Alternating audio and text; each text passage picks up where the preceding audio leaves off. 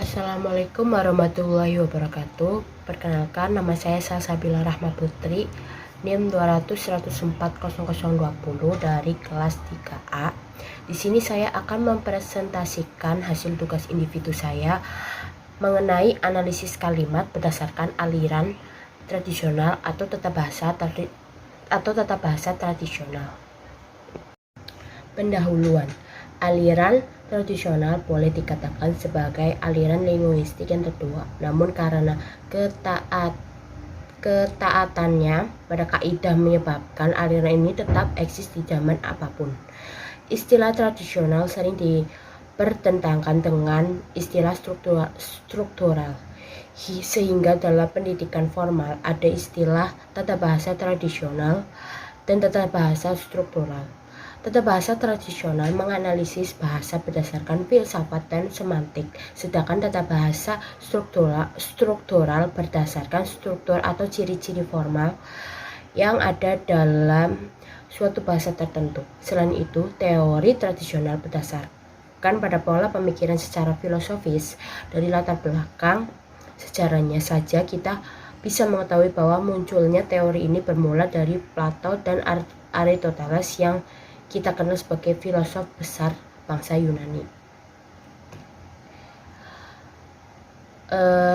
Yang kedua, rumusan masalah. Bagaimana munculnya aliran tradisional? Yang kedua, apa ciri-ciri aliran tradisional atau tata bahasa tradisional? Yang ketiga, bagaimana analisis kalimat berdasarkan aliran tradisional atau tata bahasa tradisional? Tujuan masalah yaitu yang pertama untuk mengetahui munculnya aliran tradisional, yang kedua untuk mengetahui ciri-ciri aliran tradisional, yang ketiga untuk mengetahui analisis kalimat berdasarkan aliran tradisional. Pembahasan.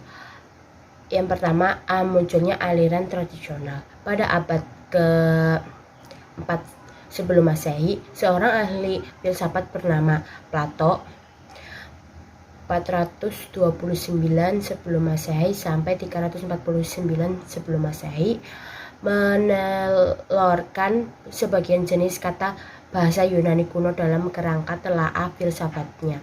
Plato membagi jenis kata bahasa Yunani kuno menjadi dua golongan, yaitu anoma dan rema. Anoma adalah jenis kata yang biasanya menjadi pangkal pernyataan atau pembicaraan. Adapun rema adalah jenis kata yang biasanya dipakai untuk mengungkapkan pernyataan atau pembicaraan secara awam atau secara mudahnya. Onoma ini lebih kurang dapat disejajarkan dengan kata benda, sedangkan rema lebih kurang disejajarkan dengan kata kerja atau kata sifat.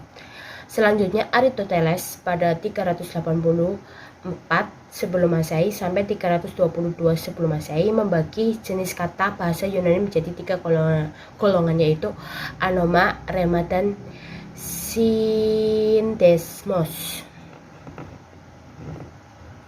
Perkembangan ilmu bahasa sampai pada masa itu terbatas pada telaah kata saja, khususnya tentang jenis kata. Tata bahasa atau gramatikal baru mulai diperhatikan pada abad 130 sebelum Masehi oleh Dionysius Tracts. Buku tata bahasa yang pertama disusun oleh itu berjudul Techne Grammatik. Buku inilah yang kemudian menjadi anutan para ahli tata bahasa yang lain, kemudian dikenal sebagai penganut aliran tradisionalisme. Pada zaman ini pembagian jenis kata yang mencapai 8, yaitu nomina, promina, artikel, verba, adverbial, preposisi, partisipium, dan konjungsi. Ciri-ciri aliran tradisional. Ciri-ciri aliran tradisional menurut kaum Sompis, mereka dikenal sebagai studi bahasa antara lain karena yang pertama, mereka melakukan kerja secara empiris. Yang kedua, mereka melakukan kerja secara pasti dengan menggunakan ukuran tertentu. Yang ketiga, mereka sangat mementingkan bidang retorika dalam studi bahasa. Yang keempat, mereka membedakan tipe kalimat berdasarkan isi dan makna. Yang selanjutnya, Plato dikenal sebagai dalam studi bahasa antara lain. Yang pertama, dia memperdebatkan analogi dan anomali dalam bukunya Dialog. juga mengemukakan masalah bahasa ilmiah dan bahasa konvensional. Yang kedua, dia menyodorkan batasan bahasa yang bunyinya kira-kira bahasa adalah pernyataan pikiran manusia dengan perantaraan anomata dan remata. Yang ketiga, dialah yang pertama kali membedakan kata dan rema. Yang dimaksud dengan anoma adalah nama dalam bahasa sehari-hari, sedangkan rema adalah ucapan dalam bahasa sehari-hari. Keduanya merupakan anggota dari logos, yaitu kalimat atau klausa. Selanjutnya, ciri-ciri aliran tradisional menurut Aristoteles. Plato dikenal dalam studi bahasa antara lain. Yang pertama, menurutnya dalam kelas kata berupa anoma, rema, dan sindesmoi.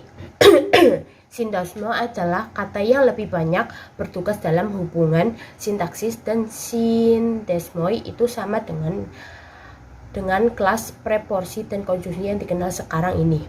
Yang kedua, membedakan jenis kelamin kata atau gender menjadi 3, yaitu maskulin, feminim, dan neutrum. Yang ketiga, Aristoteles memberikan pengertian definisi konsep makna selalu berdasarkan logika. Analisis kalimat berdasarkan tata bahasa atau aliran linguistik tradisional. Yang pertama, ibu membeli susu. Ibu merupakan onoma, membeli merupakan rema, dan susu merupakan onoma. Kalimat ibu membeli susu termasuk ke dalam jenis kalimat narasi, di mana pada kalimat tersebut menceritakan adanya aktivitas membeli susu yang dilakukan oleh ibu. Yang kedua, buku itu berwarna putih. Buku itu merupakan onoma dan berwarna putih merupakan rema. Kalimat buku itu berwarna putih termasuk ke dalam jenis kalimat narasi, di mana pada kalimat tersebut menceritakan bahwa buku itu berwarna putih. Yang selanjutnya itu ibu membeli susu.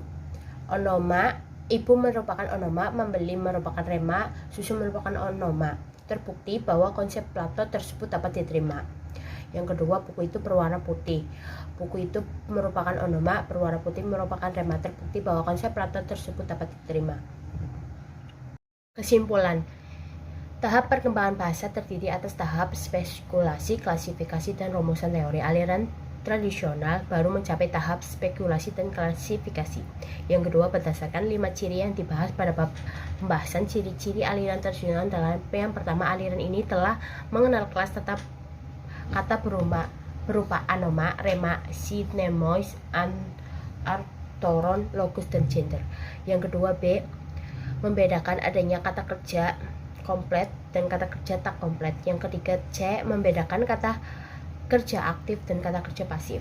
Yang keempat, D, tidak membedakan bahasa, ujaran, dan tulisan.